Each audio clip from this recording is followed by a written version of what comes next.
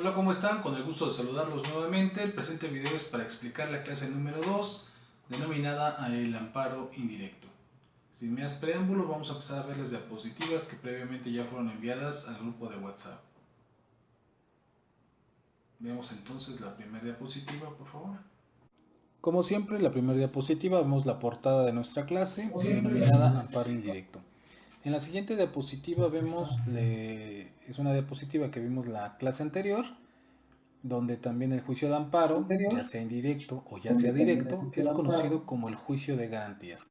Este amparo es precisamente un proceso que se utiliza para defenderse de una violación a nuestros derechos humanos o nuestros derechos fundamentales. Ustedes en la clase anterior realizaron un ejercicio de estudiar los artículos de la Constitución Política de los Estados Unidos Mexicanos. Dentro de esos numerales, dentro de esos artículos, están precisamente consagrados los derechos fundamentales de las personas. Es decir, alguna violación, algún acto contrario a esos artículos constituiría una violación a los derechos fundamentales. Entonces, para recordar, tenemos que existen dos vías de tramitar un amparo: la vía indirecta y también la vía directa. Entonces, nosotros escucharemos que tramitemos amparos directos o amparos indirectos. Para el caso de esta clase estaremos analizando lo que sería la tramitación del amparo indirecto. Nos hacemos la pregunta entonces, ¿cómo tramitamos, cómo saber si es un amparo indirecto o es un amparo directo? Bueno, pues el propio artículo 107 de la Ley de Amparo nos da un catálogo respecto a qué acciones se deben de interponer en amparo directo y en amparo indirecto. Luego entonces el 107 nos va a decir contra qué actos de autoridad procede nuestro amparo indirecto. Entre ellos comentamos contra normas generales que por su sola entrada en vigor y con motivo del primer acto de su aplicación causen perjuicio al quejoso.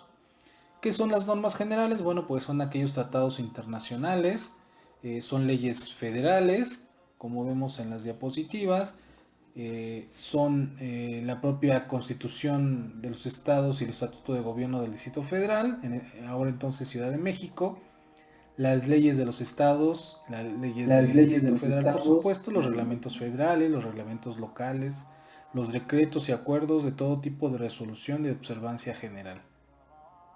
Entonces el amparo indirecto va a proceder contra todo esto que les comento y que vemos en las diapositivas, por supuesto. También va a proceder contra actos u omisiones que provengan de autoridades distintas, de tribunales judiciales, administrativos o del trabajo. También contra actos, omisiones o resoluciones provenientes de un procedimiento administrativo, seguido en forma de juicio siempre que se trate de alguna resolución definitiva, como una sentencia, algún acto de procedimiento que sea de imposible reparación. También va a proceder, como vemos en la siguiente lámina, contra actos de tribunales judiciales administrativos, agrarios o del trabajo realizados fuera de juicio o después de concluido. También va a proceder contra actos de juicios cuyos efectos sean de imposible reparación, contra actos que afecten derechos de terceras personas, es decir, de personas extrañas, contra alguna omisión del Ministerio Público en la investigación de algún delito, contra algún acto de autoridad que determine inhibir o declinar la competencia o conocimiento del asunto, y en general contra las normas, actos o omisiones de la Comisión Federal de Competencia Económica y del Instituto Federal de Comunicaciones. Entonces tenemos prácticamente que nuestro catálogo para saber si es amparo directo o es amparo indirecto lo tenemos fundamentado en el artículo 107 de nuestra ley de amparo. Ahora bien, ¿cómo se va a tramitar nuestro amparo indirecto? Bueno, pues como lo vimos en clase anterior, lo vamos a hacer haciendo un escrito o también por algún medio electrónico.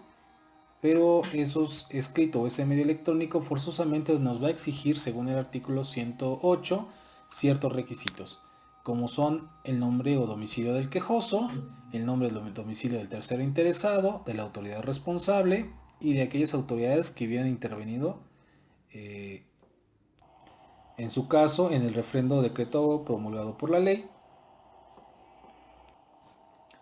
Vamos a indicar la norma, acto u omisión que de cada autoridad se reclame. También vamos a protestar, que bajo protesta de decir verdad, los hechos o abstenciones que constituyan los antecedentes del acto reclamado que se sirvan como antecedentes de los conceptos de violación, los preceptos de los artículos que se están vulnerando y los conceptos de violación, entre otros. ¿Qué pasa si una persona está detenida sin haber llevado un procedimiento o que una autoridad competente haya decretado esa orden de aprehensión? Bueno, pues estaría en el supuesto del artículo 22 constitucional, en el cual se puede interponer un amparo solamente mencionando el acto que se está reclamando y la autoridad que está ejecutando o ejecutó un acto que esté vulnerando los derechos violentados del quejoso.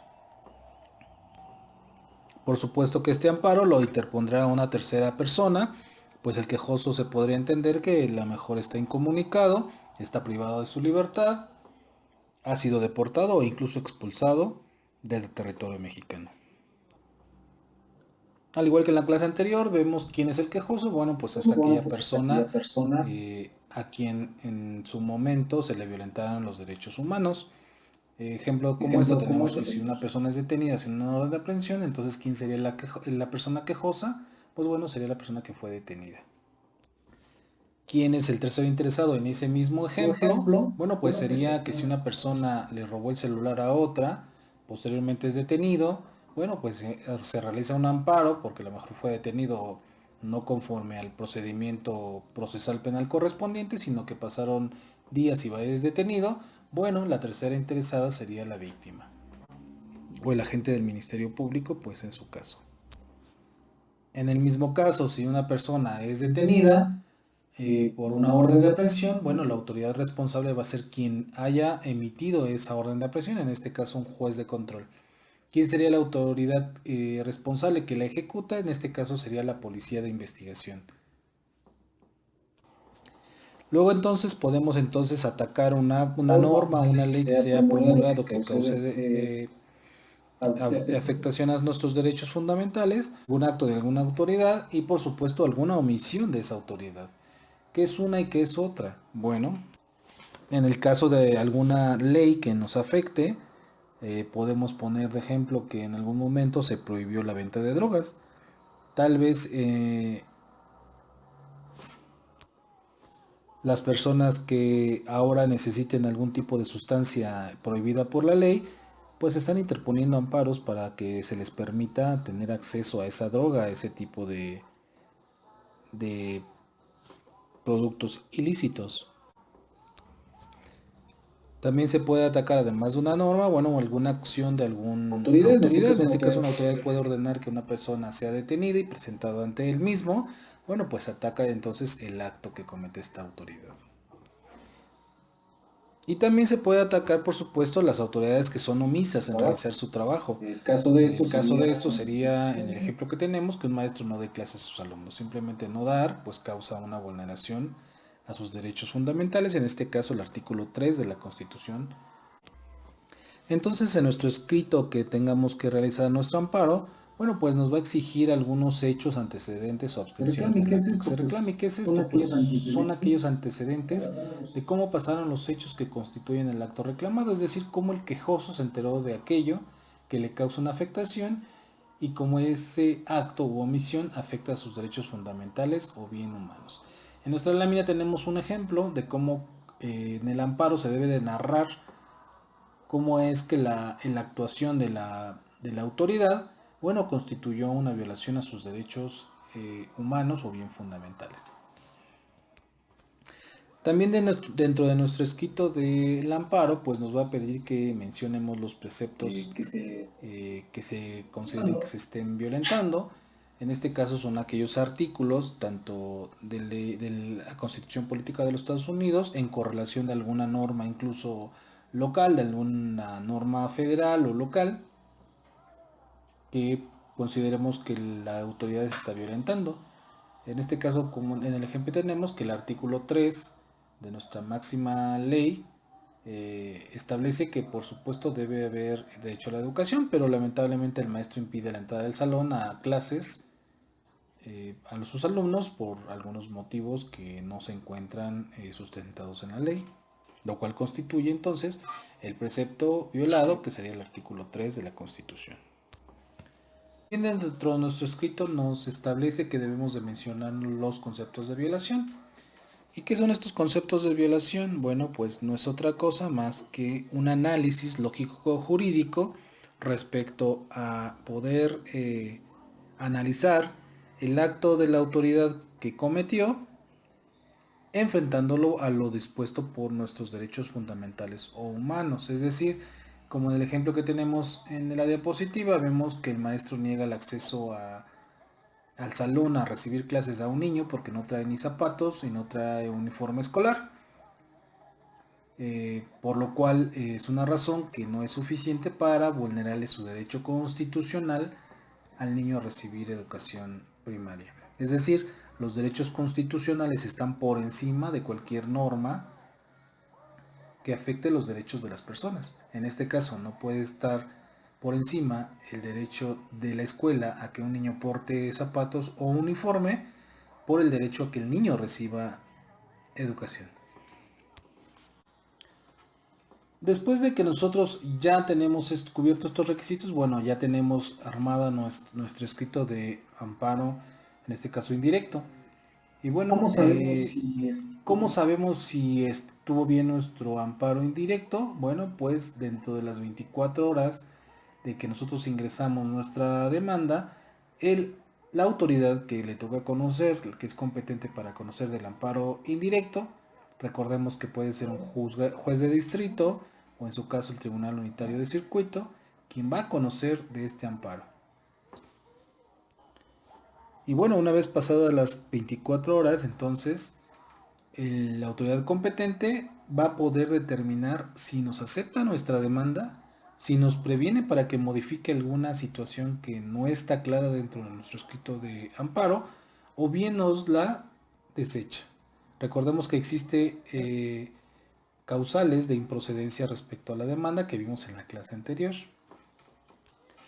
Con excepción de las 24 horas, que si el amparo se trata de alguna situación establecida en el artículo 22 de la Constitución Política de los Estados Unidos Mexicanos, esta autoridad se va a pronunciar de forma inmediata. Por supuesto que si nos previene la autoridad es porque va a encontrar la autoridad dentro de nuestro escrito de demanda, de amparo, pues va a encontrar alguna irregularidad, que hubiéramos omitido algún requisito de los que establece el propio artículo 108, que no se hubiera acompañado, por ejemplo, las copias que se requieren para poder notificar a las partes en el juicio de amparo. Recordemos que estas partes puede ser el Ministerio Público Federal, puede ser la víctima o ofendido, puede ser el Ministerio Público local. Dos copias que va a ocupar la autoridad competente para armar un cuadernillo aparte y que pueda pronunciarse respecto a la suspensión del acto reclamado. Si nuestro amparo está bien realizado, si nuestro amparo no tiene ninguna prevención, si nuestro amparo lo hicimos correctamente y conforme a las formalidades de la ley, bueno, pues entonces el órgano jurisdiccional competente les va a pedir un informe justificado a las autoridades responsables, por supuesto apercibiéndolas incluso con multa o alguno de los términos que establece el artículo 117 de la ley de amparo. Va a notificar entonces a la autoridad responsable para solicitarle su amparo, va a notificar a la autoridad responsable para pedirle de forma inmediata su informe previo para que dentro de las 24 horas lo remita, y por supuesto también su informe justificado. Así también va a notificar a los terceros interesados para que se manifiesten conforme a su derecho, por supuesto, correspondan. Repito, si es el informe previo, pues va a ser remitido inmediatamente. Si es el informe justificado, bueno, pues la autoridad responsable tendrá hasta 15 días para poder remitir su informe. Nosotros durante la tramitación de nuestro amparo indirecto podemos ofrecer todo tipo de pruebas, a excepción de la confesional. podemos acreditar. Con estas pruebas podemos acreditar nuestro dicho. Podemos ofrecer documentos, podemos ofrecer testimoniales, podemos ofrecer peritajes, cualquier prueba que sea necesaria para demostrar que una autoridad ha violentado nuestros derechos. En resolverse, pues van a tardar. Los amparos en resolverse pues van a tardar algún tiempo, pueden tardar un año, medio año, pero existe una figura que se llama la suspensión del acto reclamado. ¿Qué es esto? Esta suspensión la va a conceder de inmediato durante las 24 horas la autoridad competente. Hablemos que, por ejemplo, alguien está detenido de forma ilegal. Bueno, al tramitar el amparo indirecto, pues dentro de las 24 horas, la autoridad competente, es decir, el órgano jurisdiccional que conoce del amparo indirecto, podrá decretar su inmediata libertad. A esto se le llama la suspensión del acto reclamado, es decir, la autoridad, al ser superior, una autoridad de la que es la autoridad responsable, bueno, podrá ordenarle a la autoridad responsable que deje en libertad a una persona que fue detenida. A esto se le conoce como la suspensión del acto reclamado. No quiere decir que ya concedió el amparo, solamente está suspendiendo el acto que el quejoso está mencionándole a la autoridad que está vulnerando su derecho humano o bien fundamental. Bueno, pues les dejo un ejemplo de lo que sería una tramitación de un amparo indirecto. Por supuesto ocultamos algunos nombres por la ética que debemos de guardar como En profesionistas. clase, Pueden leerlo. En la tercera clase ustedes van a realizar un amparo muy parecido. Entonces léanlo y si tienen alguna duda, pues quedo y sigo tengo a algún sus órdenes. cuestionario para que Y ustedes lo bueno, resuelvan. además les estamos dejando algún cuestionario para que ustedes lo resuelvan y también si tienen alguna duda seguimos a sus órdenes.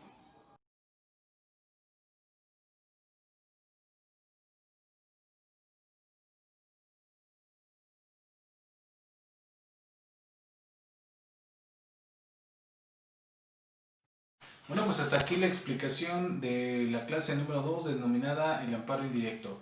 Espero que esta explicación haya sido de utilidad y quedo a tus órdenes para cualquier duda o aclaración que surja.